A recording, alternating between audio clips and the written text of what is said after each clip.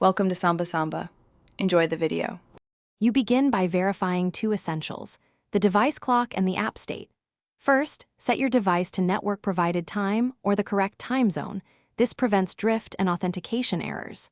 Once done, force stop the app and clear its cache so stale data doesn't persist. Make sure you know the app version and have any required permissions.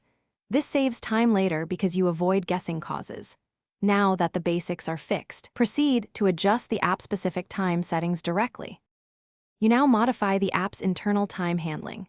Open the app settings and locate time, date, sync, or server options. These control displayed timestamps and scheduled jobs.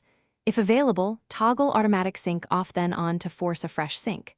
For apps with manual offset, enter the correct offset or set time zone explicitly. If the app uses a server, verify the server URL and update it if needed. After each change, restart the app and observe timestamps so you can isolate which change fixed the issue. You finish by validating the fix and prepping for troubleshooting. Compare app times with known event times or send a test notification to confirm correct behavior. Check app logs if available. If discrepancies remain, inspect device and TP settings and confirm server clocks match. Time drift often originates on the server.